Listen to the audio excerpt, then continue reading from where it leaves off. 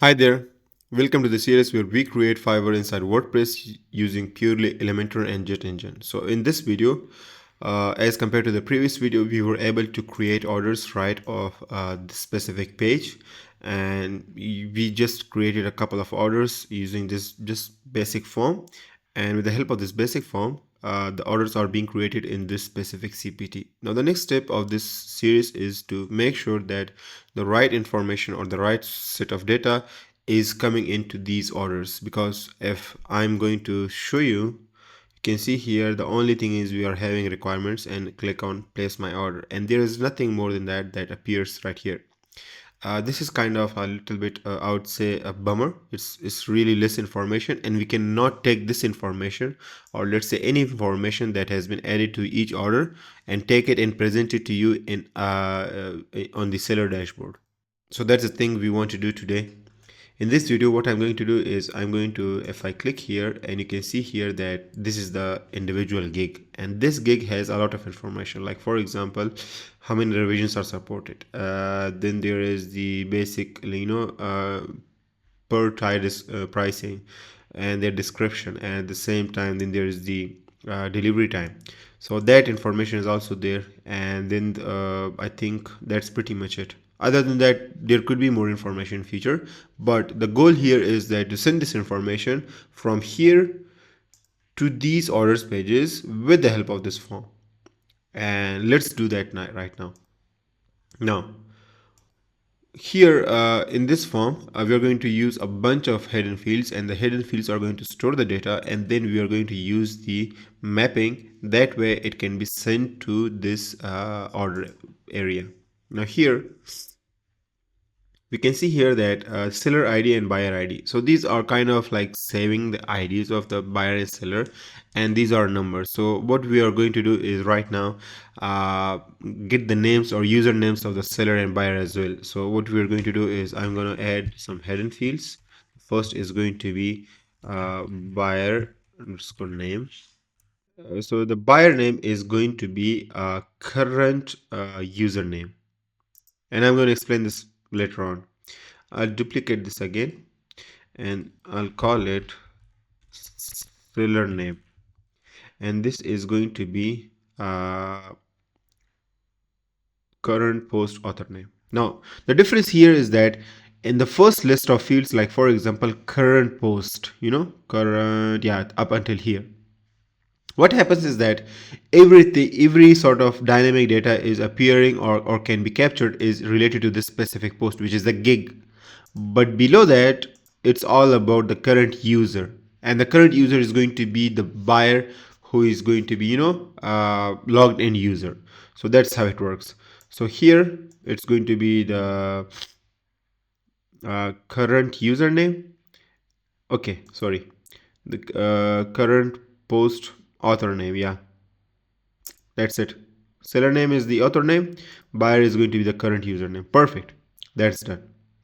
How do we map these fields right into the orders? All I have to do is see what extra fields do we have. Let me refresh. Oops, no, I don't want to do refresh this one. Let me open up this order, and inside the order I'm going to see all of the extra fields which we have. Now see, seller name, buyer name, project time, order value. So let's work with the buyer and seller name. So buyer name and seller name is the typical names for each field. So I'm going to go ahead to the insert post update action, and inside here buyer name is going to be post meta buyer name, then it's going to be seller name.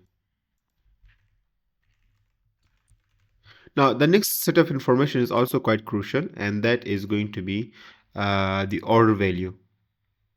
So here what happens is that project time and order value.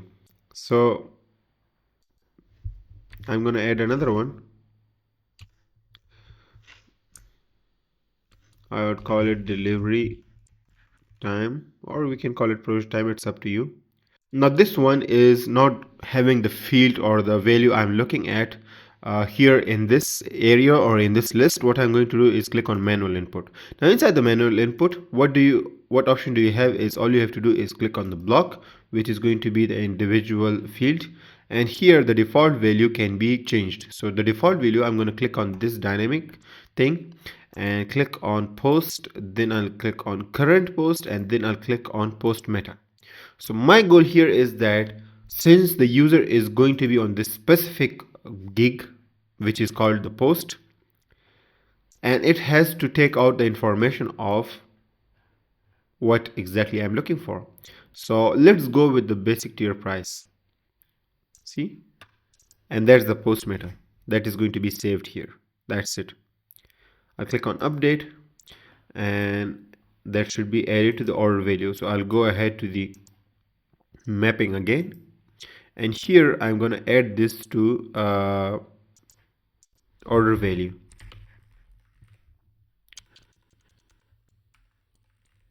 Sorry, the delivery time is, I think I made a mistake.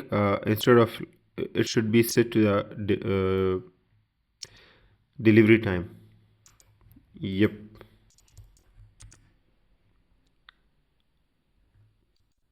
No, it should be set to the project time, and from there I'll choose it, and from here I'll go back to the block. I'll click here, and instead of having that, it should be basic tier delivery time. I'll click on update. Now let's go with the order value.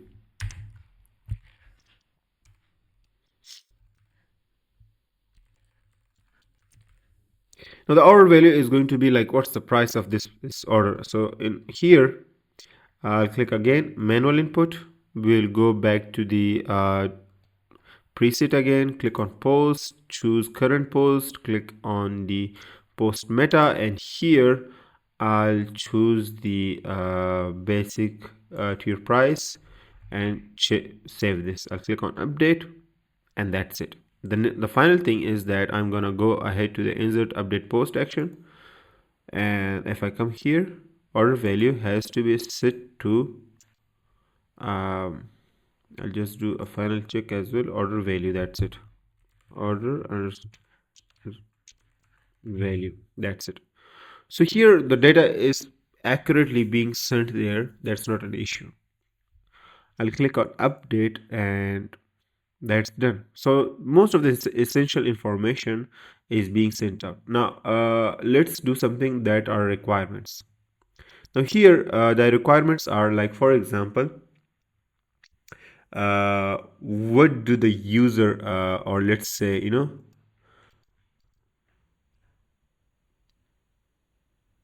now these are the requirements that are going to be sent as well to the, like, these are the requirements. Instead of calling it requirements, I would say like, you know, details about, I'll call it order details, and the label should be here. I'll click on block details above your order. Now this is a little bit different. I'm going to tell you why. Like I'll come here on the front end and I can show you. So here, let's say if I'm the buyer and I'm placing an order, that means I'm going to, instead of like calling it requirements, I'm going to share further like a lot of details, like how I want the order to be. Like, for example, if I'm gonna build a WordPress website, I'm requiring a WordPress website, so I'm gonna mention that, like, I want XYZ number of pages, these plugins needs to be installed, these functionalities, and all that sort of stuff.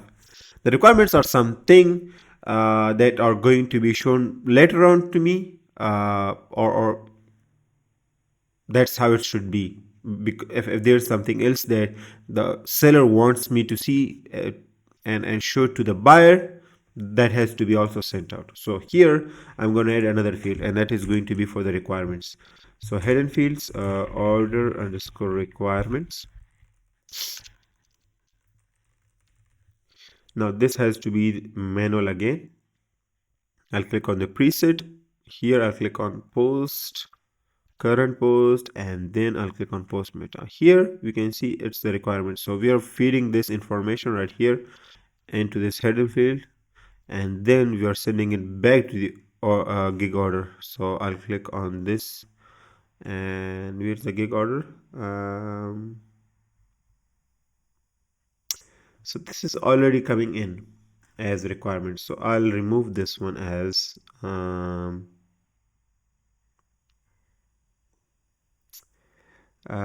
details about your order. So that is empty now. We have to add that into another order. So order requirements are going to be in the requirements area. Okay. And then what happens is that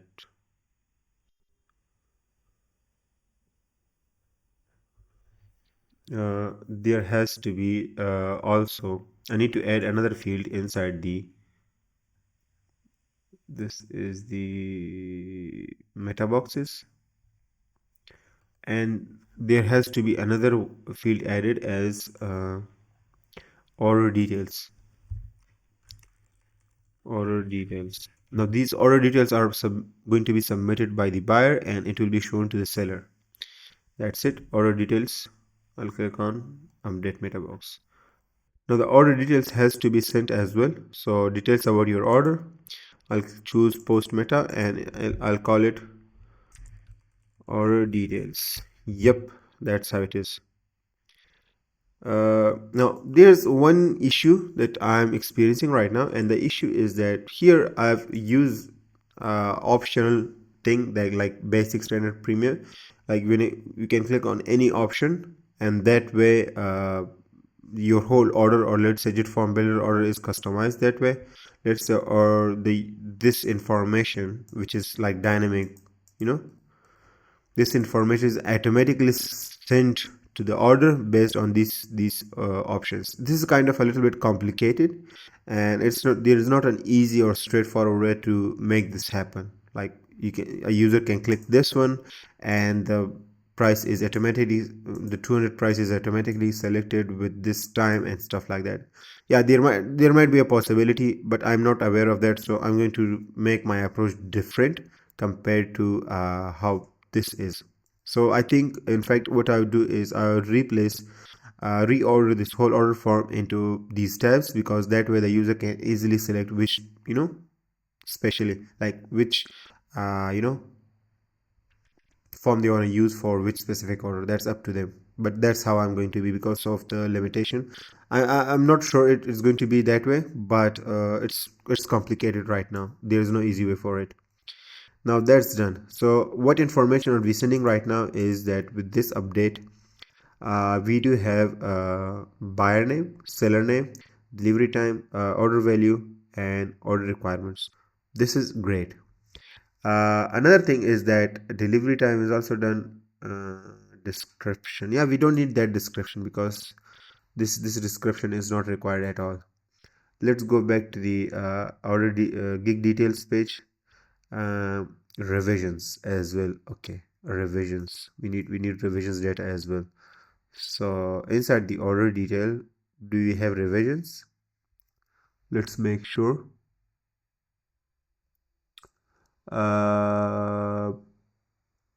No, we don't have revision. We'll click on add new field and we can call it revisions. That's it. I'll click on update meta box, and here I'm gonna add revision, sorry, hidden field. I'll call it revisions. I'll click on the manual input. Here I'll click on the preset. I'll choose post, then I'll choose current post, then I'll choose post meta, and here I'll choose revisions. That's perfect. I just need to make sure that I'm targeting the right yeah, revisions. The term, the post meta is literally the same. And then I'll go ahead and make sure that, sorry, I'll make sure that revisions is also saved. I'll click on update.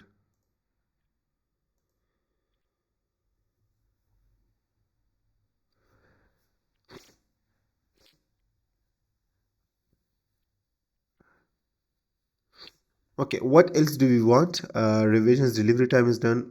Requirements is also sent out. We don't need this quick description. Gig title is already there. And I think we are going to work with the relations. That is going to work. I think that's pretty much it. That's pretty much it. So let's go ahead and click on save. Save this as well. Now we are going to let's save this as well. And here, see, most of the stuff is empty with the previous orders. So this is order 284. I'll refresh this page and I'll place another order. I don't need to choose this, but I'll just do it anyway. But since most of the information is being automatically taken out of this gig, and it is being sent to the order with the help of JetFormBuilder, so I'm just going to add a couple of details like that's it.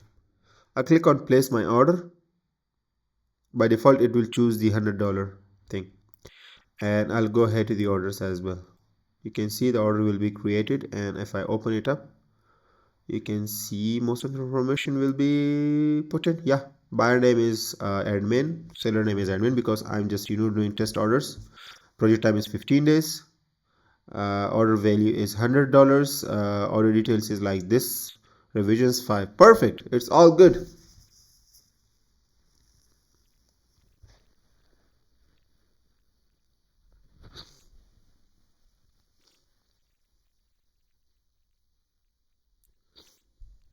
You can also see that the gig is also connected. I'm not exactly sure if the relationship is supposed to work that way, but we will figure out that later on.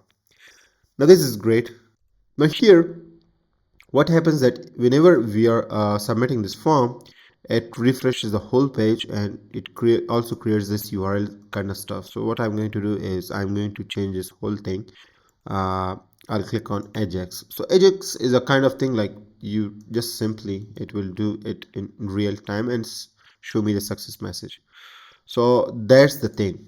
Now the next step here is that in the next video, what I'm going to do is I'm going to put these forms right here, and instead of having this button, it will just be a plain form with the order details, and user can submit it. But the key thing will be that it will be only shown to the logged in users. So that's going to be great. And even much efficient thing would be that each form will be inside their own tab, so there would be no confusion for the user as well. But one thing it would be that we will have to create 3 forms instead of like having gig order form. We will call it like a basic order form, standard order form, and premium order form. So that way for each pricing plan we have different forms. So that's how it's going to be. I think this is great progress. I hope it helps. I'll see you in the next video. Have a great day ahead. Bye bye.